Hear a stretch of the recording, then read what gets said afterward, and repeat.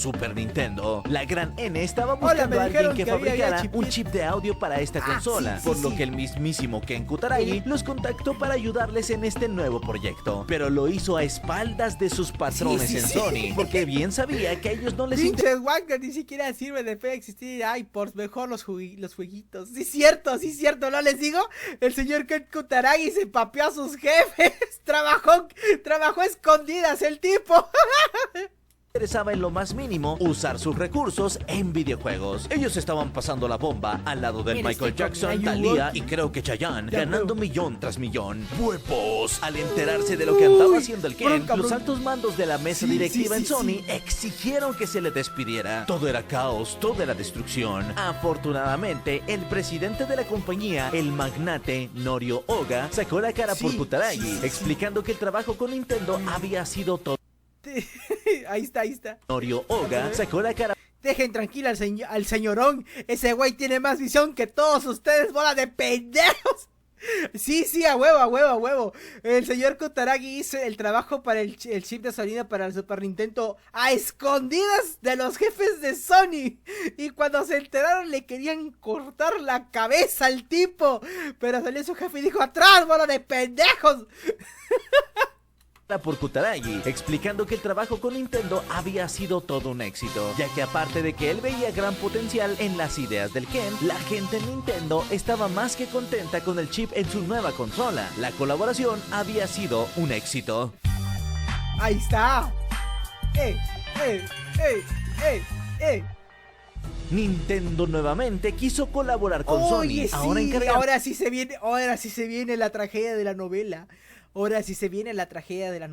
Dándoles el desarrollo de un lector de CD que fuera compatible con el Super Famicom. Como Kutaragi ya era amigo de los Nintendos, él fue el elegido para encargarse de este asunto, cumpliendo labores tanto de ingeniería como de supervisión del equipo técnico. Como siempre fue reapasionado con su chamba, Kutaragi se involucró en muchos más aspectos de este proyecto, lo que lo llevó a tener una relación más estrecha con Nintendo y tuvo contacto con los socios comerciales de la gran N, porque le interesaba muchísimo saber qué características le servirían a las compañías para el lector en el que estaría trabajando. Nombre de chambeador, el Ken Kutaragi. Mis respetos al licenciado. Así pasaron varios meses y Kutaragi entregó lo que sería el primer prototipo de lector. Sin embargo, Nintendo no estaba tan contento con esta propuesta, porque un lector de CD era fácil de piratear, y a eso agrégale que en aquel entonces era muy común la clonación y venta de discos compactos piratones. Por lo mismo, Nintendo pedía que se utilizara el formato de Super Disc, que era algo así como un CD dentro de una carcasa de plástico, muy similar a los disquetes que se usaban en computadoras de antaño. La carcasa tenía un par de mecanismos que ayudaban a evitar su clonación. Ken Kutaragi quería aferrarse al formato de CD-ROM porque reducía costos de producción y además existía la opción de ponerle un sector de autentificación en cada disco para evitar ser pirateado. Nintendo no cedió a las peticiones del ingeniero, imponiendo al Super Disc como el formato adecuado para el nuevo dispositivo. Mamón como siempre, me cae soberbio. Con todo. Dato pendejo, los CDs tenían mayor capacidad de memoria que los cassettes. Los cassettes tenían, o sea, los cassettes de Nintendo no, sino los compact disc, para que me entiendan. Esas planas, que eran cuadradas, tenían una capacidad máxima de 500 megas. 500 megas de almacenamiento, mientras que un CD tenía un 1.5 hasta 2 gigas de almacenamiento, 4 veces más que la capacidad del disquete. Y es por eso que no querían, pues, ¿no? Pero el señorón de Nintendo, pues, quería cassettes, pues. Y esa terquedad al tipo le salió cara por 3 generaciones. 3 generaciones terminaron ahogadas por esa. Continuemos. Y estos contratiempos, las cosas no pintaban mal para Sony, porque Nintendo accedió a producir un aparato todo en uno en el que podías jugar con cartuchos del Super Famicom, como con los Super Disc. Este sistema tendría el nombre provisional de PlayStation y sería regulado de forma independiente por Sony. Así es, escuchaste bien. Este es el primer PlayStation de toda la historia. La GOT, la primera consola híbrida de la historia. Dato curioso. Esta consola fue la primera consola híbrida de la historia. que podía leer dos tipos de formato para juegos, el cassette del Super Nintendo y el CD de la PlayStation. Fue la primera consola híbrida de la historia, única en su clase para colmo. ¡Es horroroso!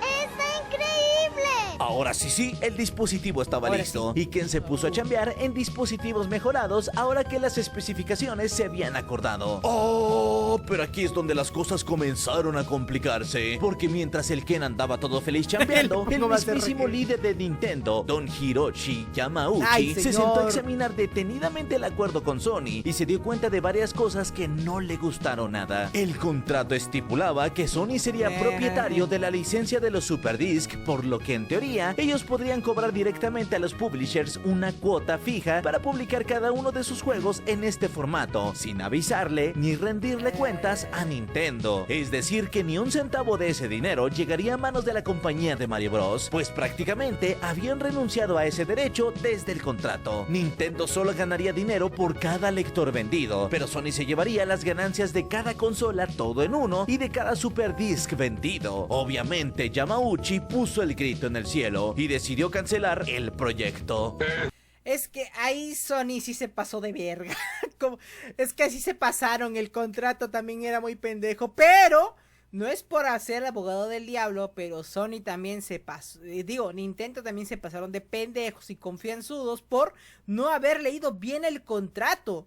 O sea, el señor Yamauchi recién se enteró de la trapeada, o sea, de la puñalada trapera, cuando se tomó la molestia de releer el contrato con paciencia, algo que sus abogados deberían haber hecho. Esa sí fue una jugada bien trapera de Sony.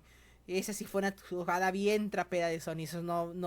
no hay forma de cómo negarlo. Pero también los abogados de Nintendo también se pasaron de tarados. Esto se va a poner feo. Sin avisarle nada a Sony, el Hiroshi ordenó que los directivos de su compañía contactaran de forma muy discreta a Philips para que fueran ellos los que crearan el chingado lector de discos. Y ahí Nintendo la cago. A ver, esto es para escuela. Si tú firmas un contrato, tú tienes la opción de avisar, que hay ciertas condiciones del contrato que no te gustan y para que las puedan rebatir. No te vas a ir de pendejo a la competencia de otro a hacer el trabajo que ya está a medio terminar. Eso es ganarte una demanda de gratis. Ahí sí se pasaron de burgers los de Nintendo. O sea, Sony la regó, pero Nintendo la regó más. Y Philips aquí fue el que aprovechó porque sacaron unos juegos de porquería y al final ni siquiera cumplieron con su contrato. O sea, tanto Philips como Sonic se papieron en Nintendo. Pero bueno, continuemos. Como Kutaragi nunca se enteró de nada, él siguió trabajando, terminando en tiempo récord el desarrollo de su dispositivo para poder mostrarlo en un importante evento internacional llamado CES, evento en el que se presenta lo último en tecnología de entretenimiento. En aquellos años no existía el E3, por lo que el CES era el mejor lugar para presentar la alianza titánica entre Sony y los Nintendos. Fue así como el 1 de junio de 1991, Sony realizó una emocionante presentación para su lector y para el Nintendo PlayStation. Los analistas y prensa que fueron al evento terminaron muy convencidos de que este hardware tenía futuro y todo el mundo esperaba emocionado más noticias sobre esta fusión, augurando gran éxito. Sí. Todo era felicidad. Todo era God. Los inversionistas, los periodistas, los especialistas dijeron, no, la papeada que se viene. La fusión de Nintendo y Sony. Qué buena consola, se mamaron una híbrida. Pero...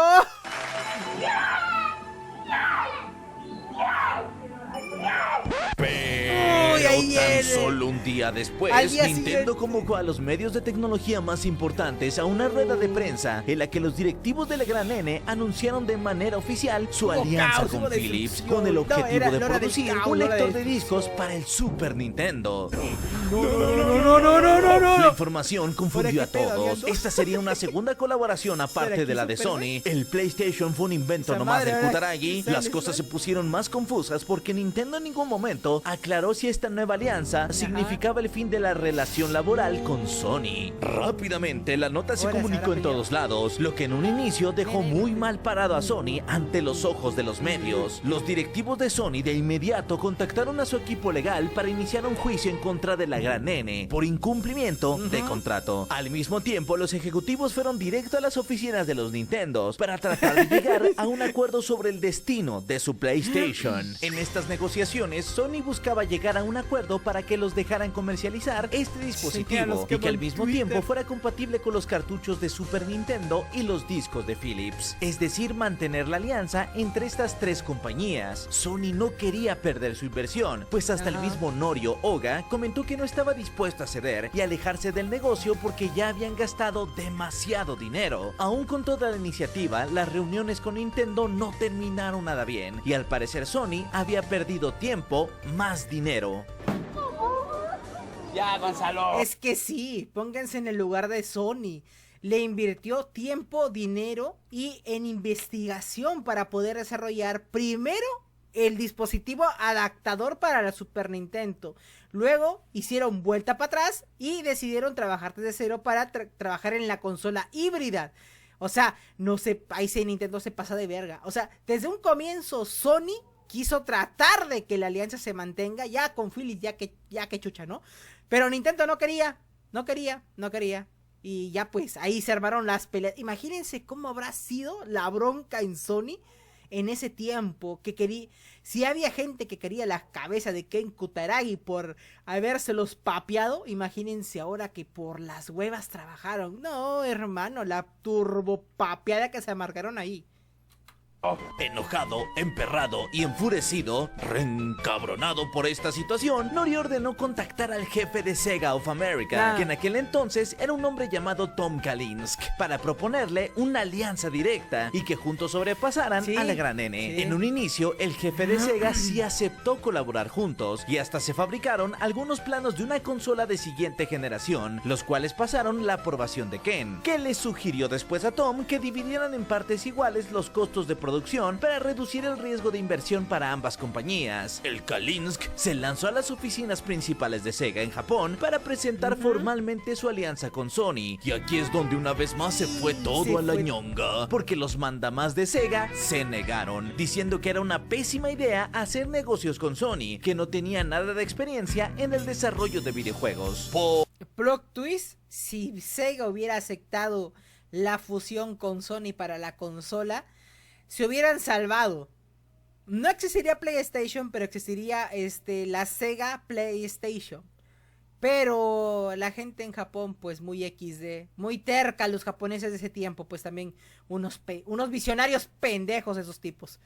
Pero bueno, pues pobre Crash ahí todo lloroso, no, Crash, no. Pobrecito Sony. Primero Nintendo lo abandonó y ahora Sega lo batió. ¿Por qué me persigue la desgracia?